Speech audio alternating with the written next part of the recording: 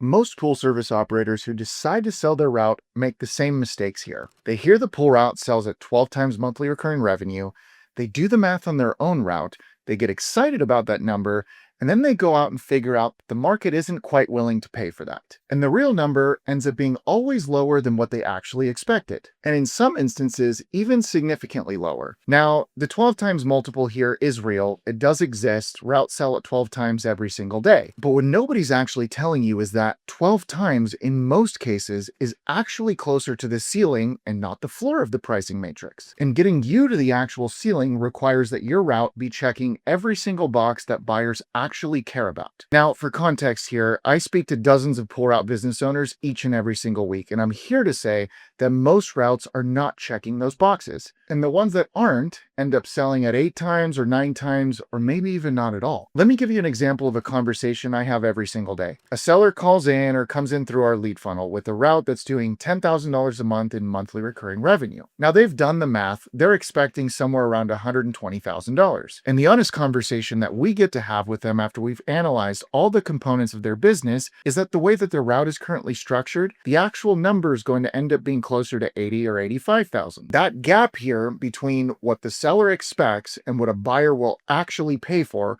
almost always comes down to the same 5 factors. And here's what makes this video so important, whether you're planning to sell today, tomorrow, or maybe even 10 years from now. Every single one of these factors also makes your business more profitable and easier to run today. These concepts are not just unique to exit planning. This is how you should also build a better route. And having said that, let's jump into it. Now, I want to start by giving you some framework before we get into the 5 factors. And to do so, we're going to talk about why the 12 times sale multiple is real, but not necessarily guaranteed. Pool routes in general trade at a multiple of monthly recurring revenue. The industry standard range is typically 8 to 12 times MRR. You will also hear this expressed as 1 times annual recurring revenue, which is the same math in essence. $10,000 a month times 12 months is $120,000 in annual recurring revenue. 1 times ARR is $120,000. 12 times MRR is also $120,000. Same number, just different ways and acronyms in saying it. Now, in theory, every route should sell at 12 times MRR or 1 times ARR. The math is clean, the logic is straightforward. You are buying a recurring revenue business and paying 1 year of revenue to own it indefinitely. That is a reasonable framework here.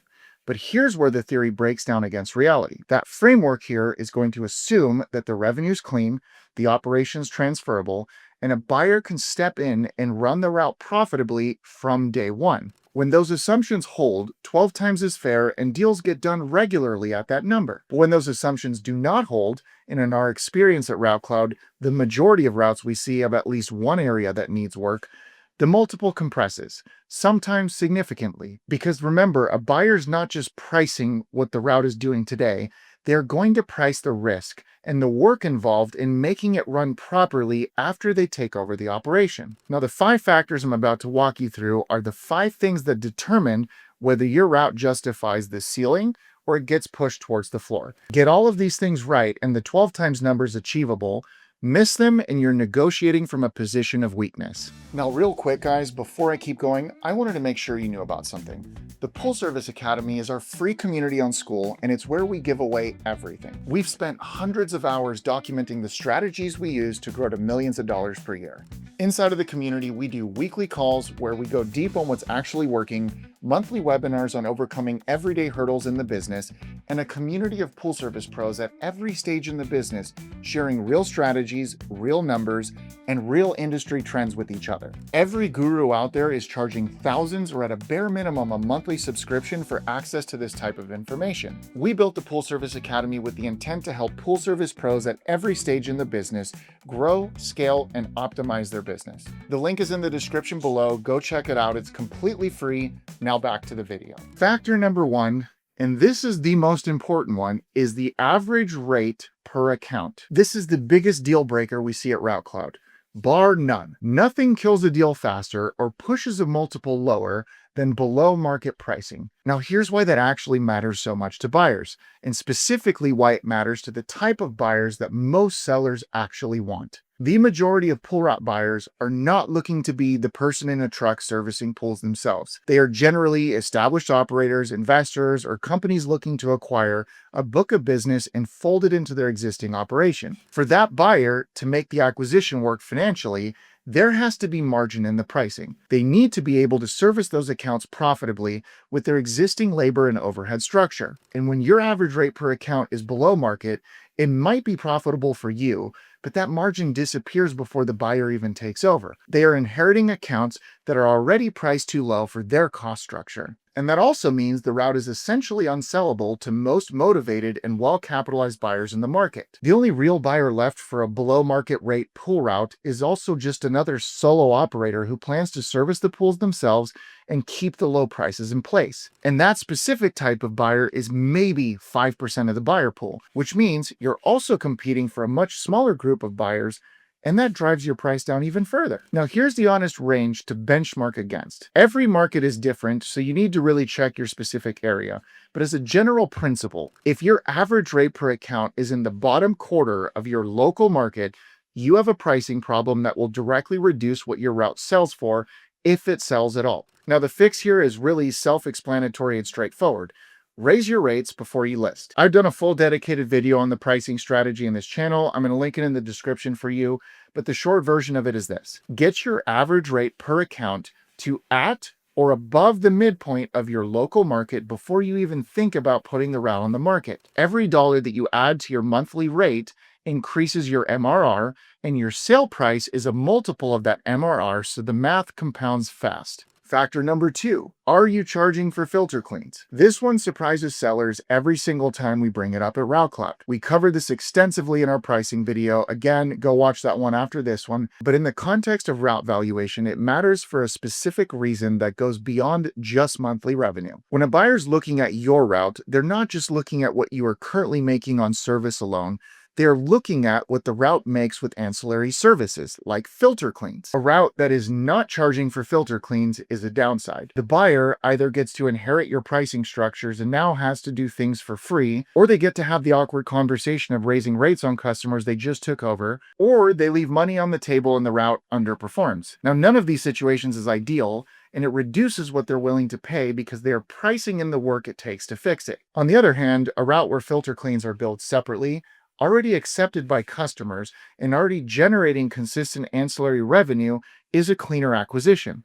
The buyer's getting the full picture of what the route actually produces. There's no real hidden work to be done post-acquisition, and they don't need to worry about providing free labor to a customer base that's gotten used to that kind of service. Now, factor number 3 is route density. Now, this one is harder to fix quickly, which is exactly why you need to think about it early. Route density refers to how geographically concentrated your accounts are. A route with 80 accounts, all within a 5-mile radius, is fundamentally a different business than a route with 80 accounts that's spread across 30 miles. Now, it is the same number of accounts, it is the same monthly revenue, but it is a completely different value to a buyer. Here's why density matters so much. When a buyer acquires a route, they are not just buying the revenue, they are buying the operational structure. A dense route means their tech can service more pulls per day, there's less windshield time, lower fuel costs, and more efficient labor. It is a route that is already set up to be profitable. A scattered route means the buyer is inheriting an operational problem.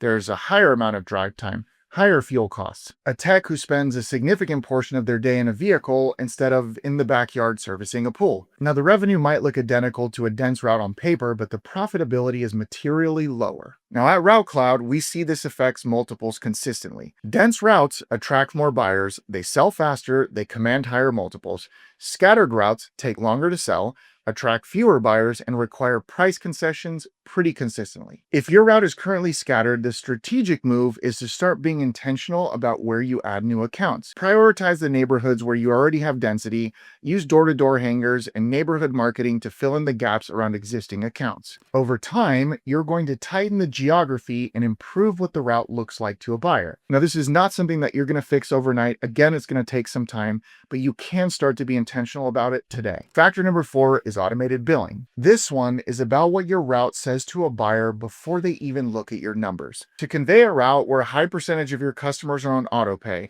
versus one that accepts cash, Venmo, Zelle, checks, and any other form of payment under the sun is a much different business. Think about it. In one instance, a buyer can take over the credit card processing platform and payments continue to flow in on the first of every month. Business as usual. Now, in the other scenario, you're going to have to get in contact with every single customer, sending payments however they feel like it, and reroute them into your business account. I've literally had to do this before in acquisitions that I did personally, and I'll tell you what, if all I had to do to have this process automated was pay an additional 1 times at closing, I would have done it. So in other words here, automated billing implementation signals something important to a buyer.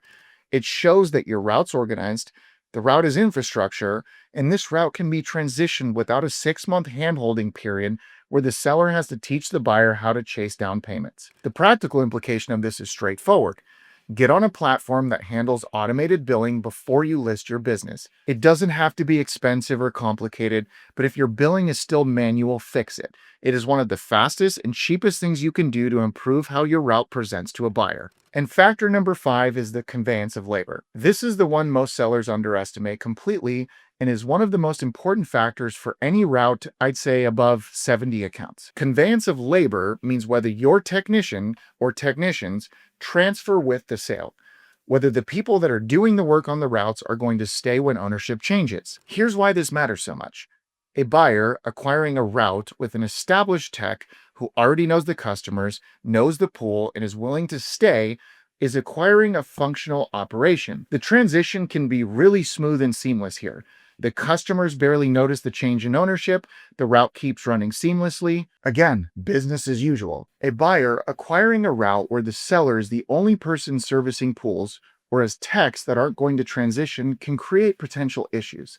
I mean, think about it. The moment the seller walks away, the buyer either has to do the work themselves or hire and train someone from scratch while simultaneously managing customer relationships they are brand new to. That is a significant operational risk, and buyers are going to price that accordingly. At Route Cloud, we see this factor affect deals all the time, but it's usually in 2 specific ways. Routes with transferable labor attract significantly more buyers because the acquisition risk is lower. And routes where the seller is the sole operator either sell at a reduced multiple to buyers who want to run the route themselves, which is a small part of the buyer pool, or they require the seller to stay on for a transition period that most sellers generally don't plan for. If you have a tech, make sure their employment can transfer clearly as part of the sale agreement. Have a conversation with them before you list.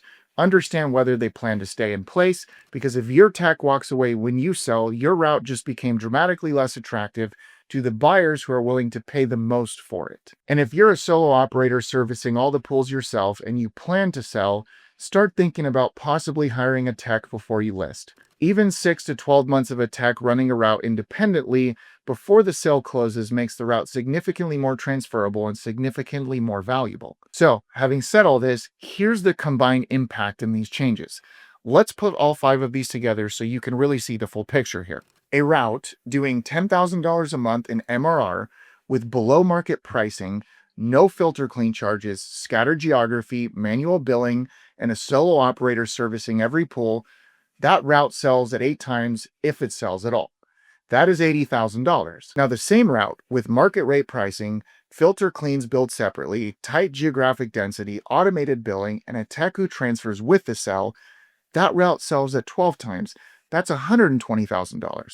It's the same number of accounts, the same number of pools, but a 50% uplift in the value of the business just by making tweaks within what already exists. And here's the part that matters even if you're not planning to sell. Every single one of these factors also makes your route more profitable and easier to run right now. Higher rates means more margin, filter cleans means more revenue, dense geography means lower costs, automated billing means better cash flow, and a tech means you're not the bottleneck in your business anymore. You don't build a valuable route by thinking about what buyers want the moment you decide to sell it. You build it by running a well-structured operation from the beginning, and the exit value is going to follow naturally. Now, if you've made it to the end of this video, I want to thank you for watching. Please don't forget to like this video and subscribe to the channel for more weekly content on building a killer pool service business. I'll see you in the next one.